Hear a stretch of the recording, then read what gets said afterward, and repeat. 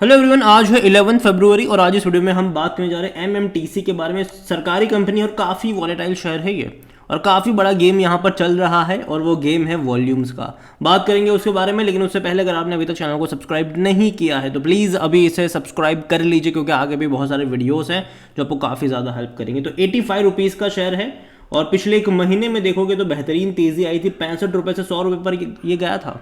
उसके बाद पिछले 3 दिनों में अगर आप देखोगे तो लगातार 5-5% का यहाँ पर करेक्शन जो है वो देखने को मिल रहा है। और देखो यार, ये बनेगा करेक्शन क्योंकि कंपनी फंडामेंटली स्ट्रांग है ही नहीं। अगर आप इसका एक साल का ग्राफ देखो तो एक चीज़ पता चलती है कि एक बड़ी तेज़ी यहाँ पर देखने को मिली थी। आपको पता हो तो जब ये 55 रुपये से इससे पहले भी 88 तक गया था ये, और 88 से गिरकर वापस जब 50 पर आया तो उसकी सबसे बड़ी, और देखो एक झटके में आया था। और तब पता है क्या था वजह ये थी कि गवर्नमेंट यहाँ पर डिसइन्वेस्टमेंट करना चाहती थी, लेकिन कोई खरीदारी को तैयार था नहीं। उसके चलते गवर्नमेंट को लेकर, कुछ ऑफिशियल्स को लेकर कुछ ऐसी अफवाहें भी आना शुरू हो चुकी थी कि गवर्नमेंट इसको डिलिस्ट करवा सकती है, इस कंपनी को बंद कर सकती है गवर्नमेंट। और अभी अगर आप इसके पिछले कुछ क्वार्टर के नंबर देखोगे तो लग भी रहा है ये काम कुछ हो नहीं रहा, वो लग भी रहा है यहाँ पर।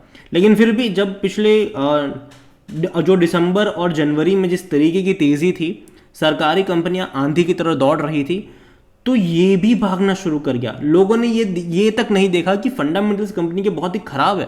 कंपनी के रेवेन्यू प्रॉफिट्स के नाम पर कुछ भी नहीं है। गवर्नमेंट इसको बंद करने के बारे में सोच भी रही है, ये किसी ने नहीं देखा। और 50 से 100 चला गया। क्यों? क्योंकि वॉल्यूम था वहां पर। और ये वो टाइम था जहां पर मैंने कहा था कि अगर आपके पास हो तो होल्ड करो, लेकिन जब भी तेज है निकल जाना यहाँ से। और उसके बाद मैंने कभी इसके ऊपर बात नहीं करी। आज लंबे अरसे बाद मैं इसके ऊपर बात कर रहा हूँ, और वजह यही है कि लोग, पता है क्या करते हैं, लोग इस उम्मीद में पैसा लगाना शुरू करते हैं कि शायद गवर्नमेंट यहाँ पर कुछ कर ले। लेकिन देखो, गवर्नमेंट सभी कंपनियों को लेकर उतना ज़्यादा आश्वस्त भी नहीं होना चाहिए। कुछ कुछ कंपनी डेफिनेटली बहुत अच्छा करेगी आने वाले टाइम में, जो सरकारी कंपनियां हैं वो। लेकिन जो सरकारी कंपनियां ठीक ठाक परफॉर्म कर भी नहीं रही है, और जिसको लेकर आने वाले टाइम में इलेक्शन के बाद आप देखिएगा कि गवर्नमेंट कुछ सरकारी कंपनियों को बंद भी कर सकती है जहां पर कुछ हो भी नहीं रहा है, या फिर मर्ज वर्ज करने का भी कुछ अब प्लान हो सकता है। तो उम्मीदों पर बैठे रहना मेरे हिसाब से जल्दबाजी होगी, और यही वजह है कि ऐसी कंपनियों से मैं दूर रहना ज़्यादा पसंद करूंगा। क्योंकि अगर आप इनके नंबर्स देखोगे, आंकड़े अगर आप देखोगे, जो इनके अभी हाल फिलहाल में दिसंबर क्वार्टर के भी नंबर सामने आए हैं, आपको उतना ज़्यादा एंकरेजमेंट देता नहीं है ये। यहाँ पर आप वॉल्यूम देखोगे तो इसका वॉल्यूम 20 लाख के आसपास देखने को मिल जरूर रहा है। कंपनी को लेकर देखा जाए तो कंपनी में इनके डिविडेंड्स को लेकर सबसे पहले देखें तो भैया 2019 से पे करना बंद कर दिया है, वरना उससे पहले हर बार पे करते थे। 20, 21, 22, 23 नहीं पे कर रहे हैं ये। और पिछले 2-3 क्वार्टरों में इनके नंबर और ज़्यादा खराब हुए हैं। बिजनेस के नाम पर शायद आपको लगे यार यहाँ पर कुछ है भी नहीं। यहाँ पर अगर आप देखो, इनका पी रेशियो देखोगे तो ये 102 का जा चुका है, और किसी भी सरकारी कंपनी के लिए इतना हाई पी रेशियो उतना ज़्यादा प्रेफरेबल नहीं होता, खास है कि वो सरकारी कंपनी जो फंडामेंटली स्ट्रांग भी नहीं है। अगर कोई कंपनी अच्छा खासा प्रॉफिट कर रही है और रेवेन्यू कर रही है और वो हाई पी पे बैठे तो हम मान सकते हैं ये।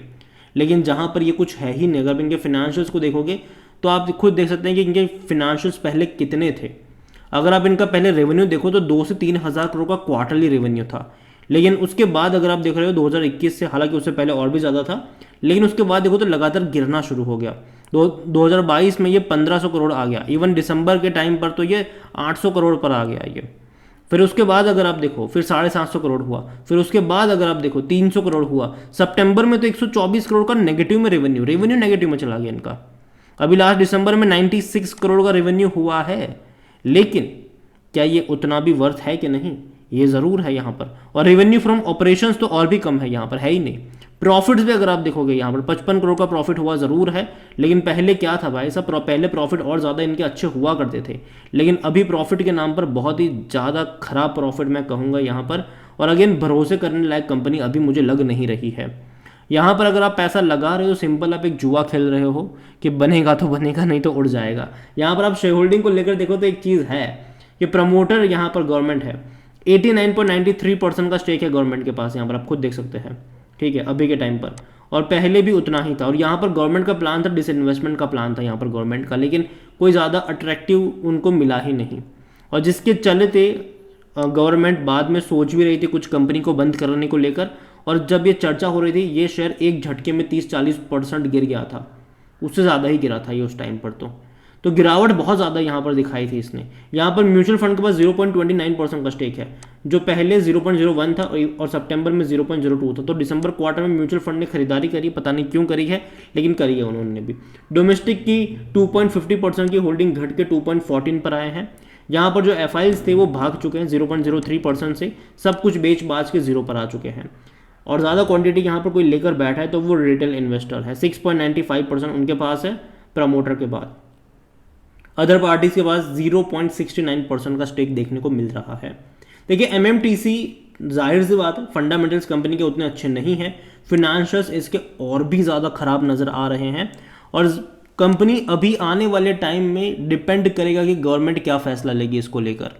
अगर चलाएगी भी तो भाई साहब इनके रेवेन्यू किस तरीके से बढ़ेंगे तो आने वाला वक्त ही बताएगा, लेकिन अगर बंद करेगी तो याद रखेंगे कि भाई अब फिर वापस से पैनिक वाला मोड ज़रूर आएगा जो पहले भी आया था। 50 जो इसने 90 रुपये से 50 रुपये का लेवल दिखाया था वैसा दोबारा भी क्रिएट हो सकता है, और इवन अभी देखने को मिल भी रहा है, क्योंकि सबको पता है कि यह फंडामेंटली स्ट्रांग नहीं है। और इवन इनके नतीजे के बाद तो और ज़्यादा ये डिक्लाइन होता हुआ नज़र भी आ रहा है।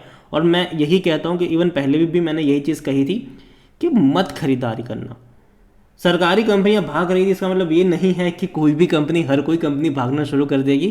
फंडामेंटल्स हमेशा देखो किसी भी कंपनी की अगर आप खरीदारी कर रहे हो, कंपनी का रेवेन्यू कितना है, कंपनी का प्रॉफिट्स कितना है, कंपनी का पी रेशियो कितना है, वो सब देखिए पहले आप, उसके बाद कोई फैसला आप लीजिए। कोई भी कंपनी का अगर आप शेयर खरीद रहे हो, ठीक है, आपको कहीं से दिख गया, किसी ने बता दिया और आप खरीदारी करने लग जाओ, ये गलत है। आप खरीदारी कर रहे हो तो पहले एक बार ओपन करो, कई सारी वेबसाइट्स है जहाँ पर आपको ये सारे डेटा आराम से मिल जाएंगे। देखिए कि कितने पी पर ट्रेड कर रहा है, वैल्यूएशन कैसा है इसका, प्रॉफिट है भी कि नहीं, रेवेन्यू इसका घट रहा है, बढ़ रहा है, लगातार इंक्रीजिंग है या फिर लगातार डिक्रीज वाला है। क्योंकि देखो कोई शेयर अगर गिरता है तो क्यों गिर रहा है वो भी जानना ज़रूरी है, बढ़ रहा है तो क्यों बढ़ रहा है वो भी जानना ज़रूरी है। और जब ये 50 रुपये से बढ़ के 100 पे गया था, कोई इसकी वजह नहीं थी, कोई तुक नहीं बन रहा था इसका। और अब वही हो रहा है जो हर बार होता है भाई साहब, तेज़ी के बाद गिरावट दिखाना अब ये शुरू कर रहा है। और मुझे लगता है कि यहाँ पर बड़े लेवल पर किसी न किसी ने माल चिपकाया जो है वो रिटेल वालों को ही होगा यहाँ पर।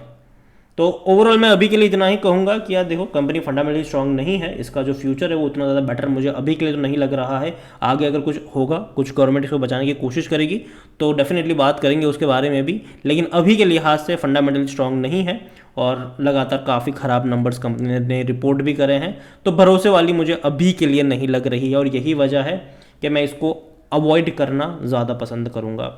और मैं यही कहूँगा आपसे कि मेरी तरफ से कोई बाय सेल रिकमेंडेशन नहीं है।